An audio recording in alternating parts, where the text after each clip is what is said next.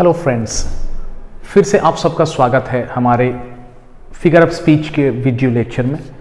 तो फ्रेंड्स, आज के इस वीडियो में हम कुछ और डिस्कशन करेंगे जो कि related to figure of speech है। पिछले वीडियो में हमने डिस्कशन किया था सिमिली और मेटाफर के बारे में। तो आज के वीडियो लेक्चर में हम एलिटरेशन, पर्सोनिफिकेशन एंड सिंबल का डिस्कशन करेंगे। तो फ्रेंड्स, चलते हैं, देखते हैं कि एलिटरेशन का डेफिनेशन क्या है और ये कैसे यूज किया जाता है पोइट्री में। तो फ्रेंड्स, एलिटरेशन इसे किसे कहा जाता है पहले देखते हैं। It is a figure of speech in which A series of words begin with the same consonant sound.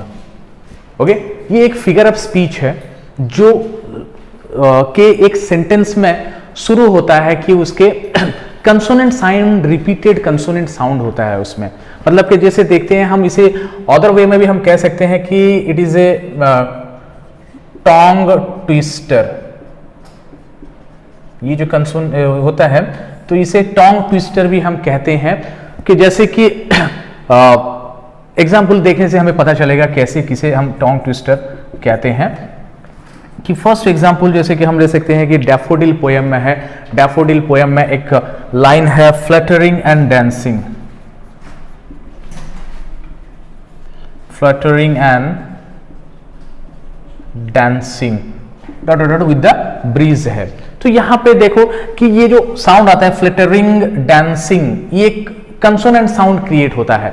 जो साउंड की हमारा डेफिनेशन ये था, ये एक फिगर ऑफ स्पीच है जिसमें एक सीरीज ऑफ वर्ड्स बिगिन करता है कि कंसोनेंट साउंड और सेम कंसोनेंट साउंड होता है। तो ये फ्लटरिंग एंड डांसिंग, इंग का एक साउंड आता है, कंसोनेंट साउंड। तो ये एक एग्जाम्पल है। और एक एग्जाम्पल वैसे ही डैफोडिल पोएम में है, विलियम वर्ड्सवर्थ के डैफोडिल्स पोएम में है जो कि विलियम वर्ड्सवर्थ ने लिखा है। तो उसमें है beside the lake beneath the trees, beside the lake. तो डैफोडिल कहां पाया जाता है? तो वहां पे पोएट बोल रहे हैं beside the lake beneath the trees, beside the lake beneath the trees. ये बी का जो साउंड आता है ये रिपीटेडली आता है। तो ये एक कंसोनेंट साउंड, जो रिपीटेड कंसोनेंट साउंड आता है, तो ये कहा जाता है कि it is an example of alliteration. इसे टोंग ट्विस्टर भी कहा जाता है। और भी ऐसे कुछ हम एग्जाम्पल लेते हैं, देखते हैं कि जैसे बहुत सारा हिंदी फिल्म में भी इसका एग्जाम्पल है टोंग ट्विस्टर का, जो कि एलिटरेशन का। और कुछ एग्जाम्पल हम लेते हैं, देखते हैं कि थर्ड एग्जाम्पल हम कह सकते हैं she sells, she shall, buy, she buy, she shore, she sells, she shall buy the shore।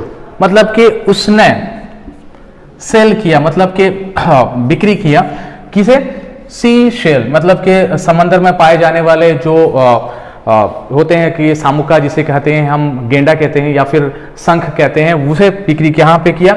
Cell किया। बाय द शी शोर मीन समंदर के किनारे।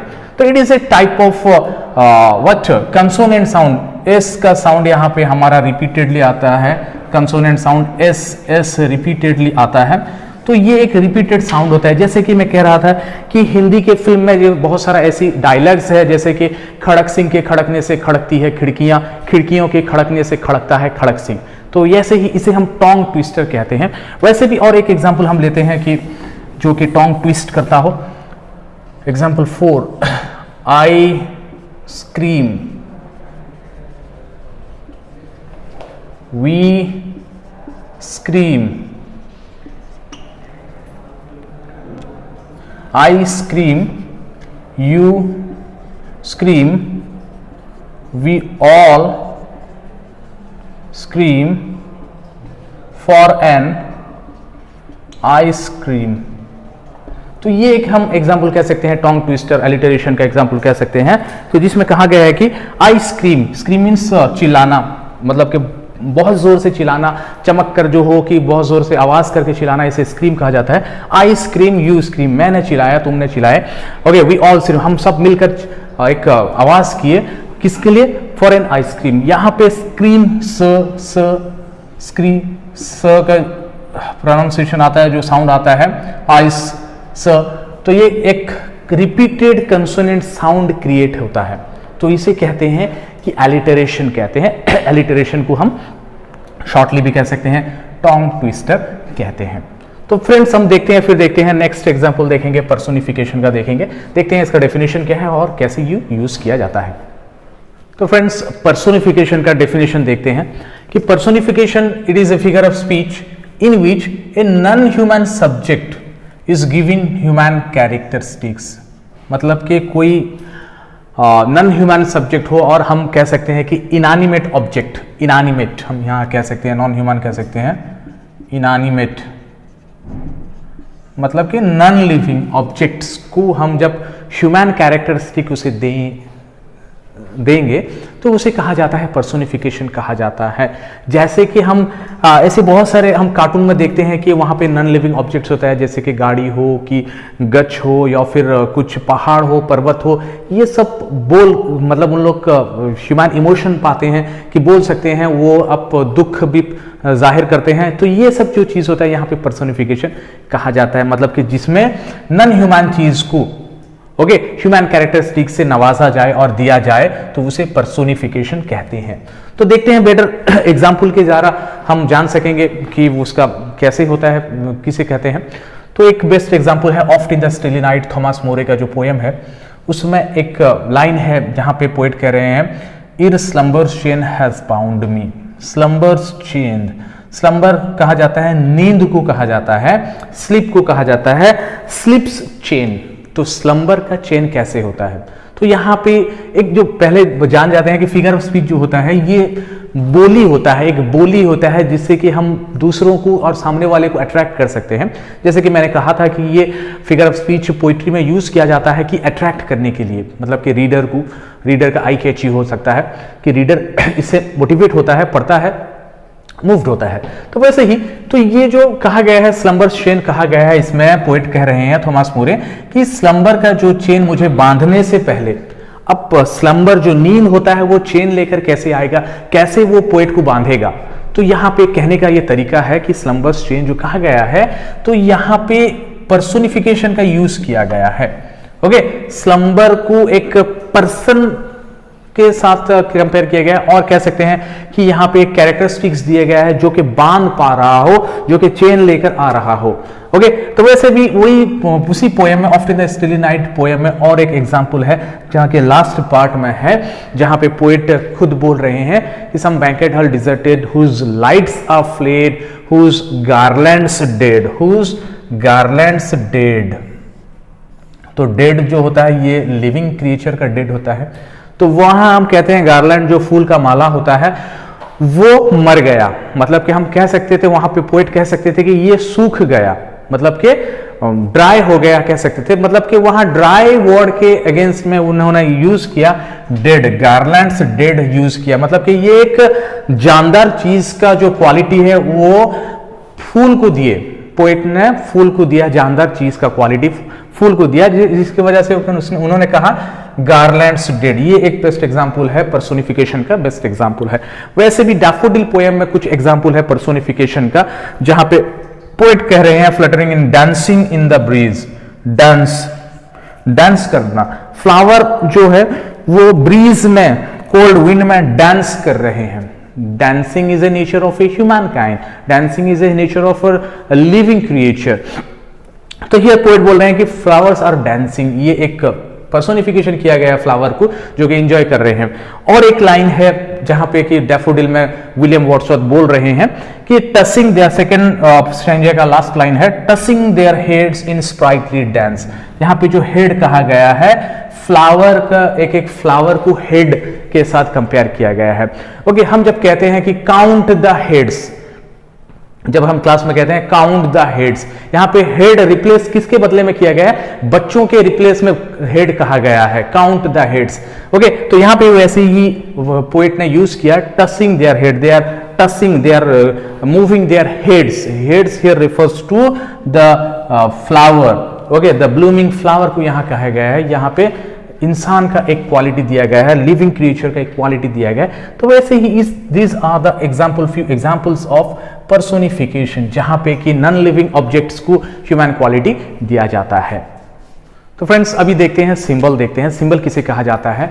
कि हमने कवर किया सिमिली, मेटाफर पहले वीडियो में कवर किए थे, एलिटरेशन और पर्सोनिफिकेशन कवर कर चुके हैं।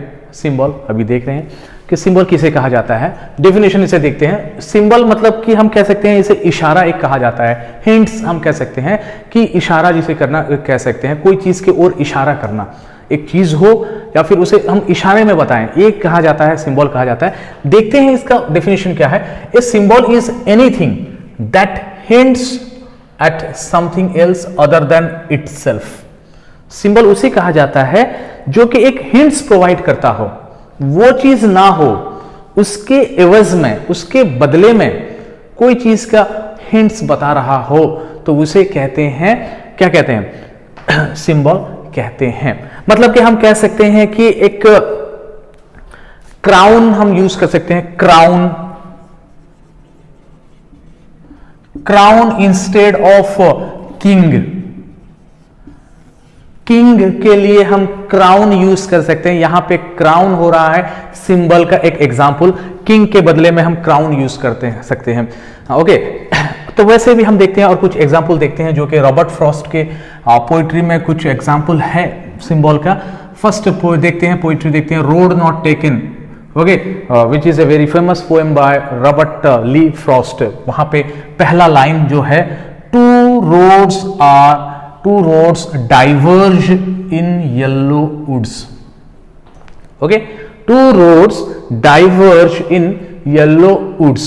यहां पे जो woods एक hints दिया गया है लाइफ के लिए, लाइफ के एवज में यूज किया गया है woods। कैसे? यहां पे पोएट कह रहे हैं कि वो अपने जिंदगी में दो रास्ता देखे थे। ओके, तो एक रास्ते में उन्होंने गए नहीं, दूसरे रास्ते में वो चल पड़े, तो वैसे जो डिफिकल्ट रास्ता था उसमें चल पड़े। इसकी वजह से वो बोल रहे हैं two roads diverge in yellow woods. Okay, तो यहां पे वुड्स इस्तेमाल किया गया है लाइफ के बदले में, लाइफ को सिंबॉलिकल प्रेजेंट किया गया है वुड्स के। वैसे ही ओके, हम कह सकते हैं कि रॉबर्ट फ्रॉस्ट का जो फेमस पोएम और एक है जो कि stopping by woods on a snowy evening, okay, उसमें भी जो पोएट वर्ड यूज किए हैं woods, that is a symbolic representation of life of human being. इंसान के एक्सक्यूज मी, इंसान के जिंदगी के लिए, इंसान के लाइफ के लिए वर्ड वुड्स का इस्तेमाल किए गए हैं। जैसे कि वहां पे एक एग्जांपल है, woods are lovely dark and deep. Okay, तो यहां पे वुड्स, यहां पे लाइफ कह सकते हैं, life is lovely dark and deep, lifes are lovely dark and deep हम कह सकते हैं। It is a hints to the human kind, जैसे कि मैंने कहा कि क्राउन इंस्टेड ऑफ किंग कह सकते हैं। तो वैसे और एक फेमस एग्जांपल है सिंबल का, जो कि सेकेंड ईयर का पोएम सम ऑफ लाइफ में H.W. लॉन्गफेलो ने बोला है कि बताया है कि grave is not its goal, grave is not its goal. यहां पे ग्रेव यूज किया गया है डेथ के बदले। ओके, वो कह रहे हैं कि लाइफ का जो गोल है, डेस्टिनेशन है, ये ग्रेव नहीं है। मतलब कि ओनली मर जाना ये लाइफ का कोई डेस्टिनेशन नहीं है। मतलब कि तुम कुछ कर जाओ इस जिंदगी में, तुम कुछ कर जाओ, तो ये कह रहे हैं, पोएट कह रहे हैं। तो यहां पे जो वर्ड ग्रेव यूज किए हैं instead of death, grave is a symbolic representation of death. Okay, so friends, these are the examples of symbol. Hope you can understand the three figure of speech in this video, that is alliteration, personification and symbol. Okay, तो friends, हम लोग फिर next video में figure of speech के next video में हम next discussion करेंगे, exaggeration and hyperbole discussion करेंगे। Thank you.